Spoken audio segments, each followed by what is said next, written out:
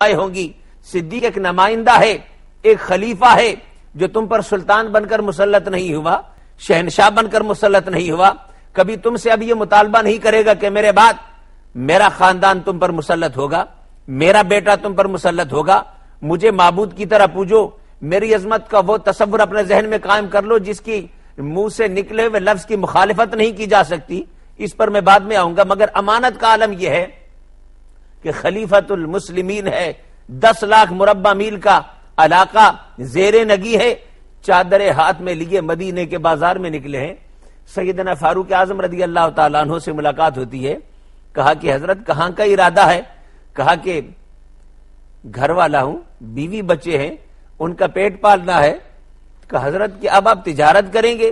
کہا زندگی بھر تجارت کی ہے، نہ کروں تو پھر بچوں کا پیٹ کیسے پلے گا، بچوں کی ذمہ داریاں کیسے پوری ہوں گی؟ کہ حضرت آپ 10 لاکھ مربع میل علاقہ یعنی مسلمانوں کے اب آپ خلیفہ ہو گئے ہیں، رسول اللہ کے نائب ہیں. اب آپ نے امت کی اصلاح کرنی ہے، امت کی فکر کرنی ہے. امت کے مسائل اور معمولات، ان کی معاشی، معاشرتی، تمدنی زندگی کے بے شمار مسائل ہیں جو ہاتھ باندھے کھڑے ہیں. تو فرماتے ہیں کہ پھر گھر کا گزارا کیسے ہوگا؟ انداز ہے، دیکھیں کتنی صداقت، کتنا اخلاص، کتنی محبت ہے اور کتنے خلوص کا پیکر بن کر اس منصب کو سنبھالا ہے کہ مالی منفعت کا اگر شائبہ بھی صدیق اکبر کے ذہن میں ہوتا، جو عموماً ایسے منصبوں پہ پہلی ترجیح یہی ہوتی ہے مکان کیسا ہوگا، محل کیسا ہوگا، اور جناب دولت کی ریل پیل کیسی ہوگی، مربے اور رقبے کتنے میں، یہی ہوتا ہے بھئی بادشاہیوں میں. اور کیا ہوتا ہے پھر ایک بادشاہ بنتا ہے، خالی ہاتھ آتا ہے، پھر اس کے فارم بننا شروع ہو جاتے ہیں، پھر اس کی زمینیں بننا شروع ہو جاتی ہیں، فارم پہ فارم بن رہے ہیں، زمینوں پہ زمینیں ہیں، کاروبار پہ کاروبار ہے. مگر یہاں پر ذہناً آپ یہاں سے صدیق اکبر کا ذہن پڑھ سکتے ہیں کہ کتنے اخلاص کے ساتھ اس منصب کو سنبھالا اور کتنا ذاتی منفعت کے لیے اس کو لینے کا کوئی شائبہ بھی اگر ذہن میں ہوتا تو یہ اس طرح چادریں لے کر مدینے کے بازار میں نہ نکلتے.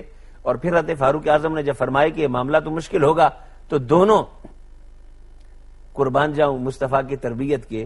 اب فیصلہ پھر بھی صدیق نہیں کر رہا، فیصلہ فاروق نہیں کر رہا، وہ جسے امین هذه الامہ ابو عبیدہ امت کی امین کا لقب دیا ہے، کہا چلو جو سب سے زیادہ امین ہے اس کے پاس مسئلے کو پیش کرتے ہیں.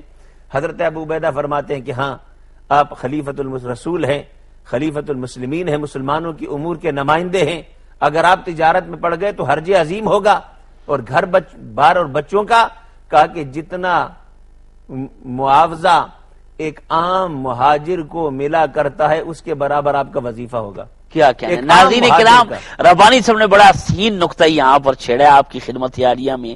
یہ گزارش کرنا چاہتا ہوں کہ ایک آج کے حکمران ہیں، خواہ وہ شرق کے ہوں خواہ وہ غرب کے ہوں، لیکن ایک وہ تھے جو اللہ کی رضا کے لیے اور سرکار کی تعلیمات کی تکمیل کے لیے اگر امت انہیں اپنا رہنما مقرر کرتی ہے، اپنا امیر مقرر کرتی ہے، سرے شام کپڑے اپنے کاندھوں پہ رکھے اور تجارت کے لیے نکلتی ہیں، اور پھر اپنے لیے اپنا حق اور اپنا حصہ خود نہیں مقرر کر رہے.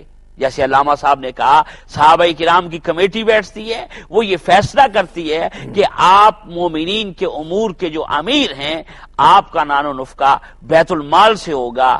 تو آج کے تمام حکمرانوں کے لیے بھی اگر ان کی زندگی کو دیکھا جائے تو آج وہ شخصیت ہے کہ امیر بنتے ہیں، کپڑوں کے تھان لے کر بیچنے کے لیے نکل رہے ہیں.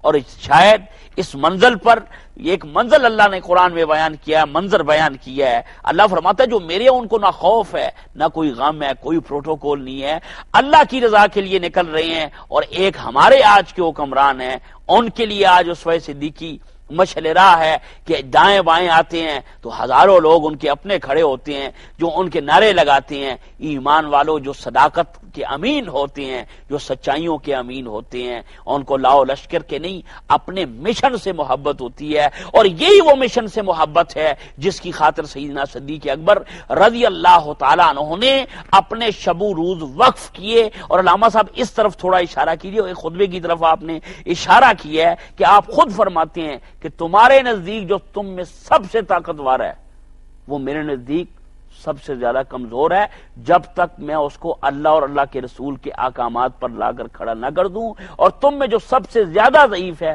وہ میرے نزدیک طاقتور ہے۔ اس پر ذرا تھوڑی سی گفتگو کریں اور پھر واپس آتے ہیں ادھر۔ بنیادی طور پر یہاں چونکہ اب ان کی ذمہ داریوں کا ایک مرحلہ ہے جس کو ہم نے بیان شروع کیا تھا، اصل بات کردار سے ہوتی ہے۔ جب بندے کا اپنا کردار پاکیزہ و ستھرا ہو تو پھر اس کے کلام میں اثر بھی ہوتا ہے۔ بے شک اگر کردار کچھ اور ہو، کلام کچھ اور ہو، تو کلام خواہ کتنا ہی حسین و جمیل، الفاظ مرسم اور مقفع، مسجع اور خوبصورت الفاظ پر مشتمل کیوں نہ ہو، اگر اس کے پیچھے معنی نہ ہو اور بندے کا اپنا کردار نہ ہو، وہ کلام کبھی پر اثر نہیں ہوتا۔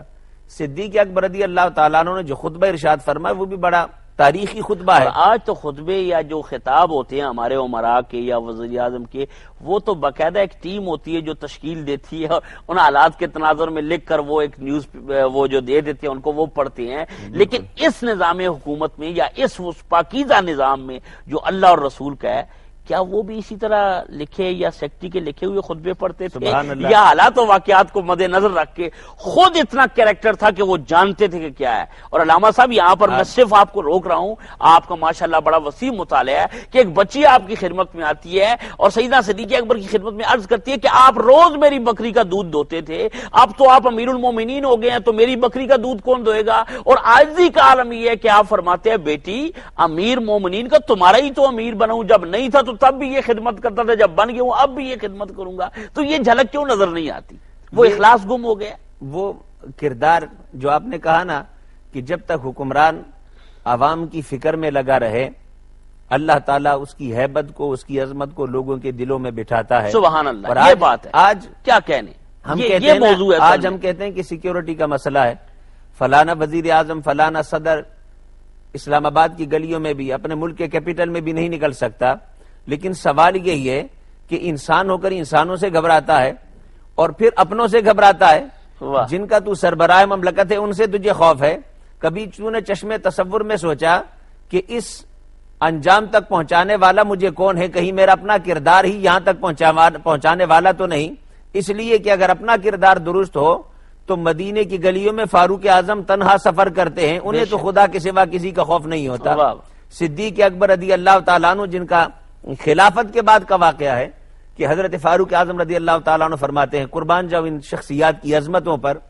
اور ہم تو بعض اوقات ایسے اختلافات مسائل میں اور انداز کی طرف چلے جاتے ہیں، لیکن جو اخلاص کا اور حقیقی زندگی کا، تقوی و طہارت کی زندگی کے عملی واقعات ہیں، وہ بعض اوقات ہماری نظروں سے اوجھل ہو جاتے ہیں، اور وہ جو قلب کو ایک نئی تازگی بخشتا ہے، روح کو گرمانے والے اور فکر کو ایک نئی پرواز عطا کرتا ہے، وہ چیزیں ہماری نظروں سے اوجھل ہو جاتی ہیں۔ ورنہ اگر دیانت کے ساتھ ان شخصیات کا مطالعہ کریں، ان کے کردار کا، وہ کیا دور ہوگا کہ فاروق اعظم رضی اللہ تعالیٰ عنہ ایک بڑھیا کے گھر جو نابینا ہے، معذور ہے، اس کے گھر جاتے ہیں اور صبح سویرے اس کے گھر کا کام کاج کر کے رخصت ہو جاتے ہیں، اس کا پانی رکھ کر، اس کی بنیادی ضرورتیں مہیا کر کے۔ ایک دن دیکھتے ہیں کہ مجھ سے پہلے کوئی کام کر گیا، اور یہ خلافت صدیقی کا دور ہے، سیدنا صدیق اکبر رضی اللہ تعالیٰ عنہ خلیفۃ المسلمین ہیں۔ سوچا کہ یہ کون ہے جو مجھ سے پہلے اس بڑھیا کا کام کر گیا اور اس کی حاجتیں اور اس کی ضرورتیں پوری کر کے پانی بھر کے نکل گیا۔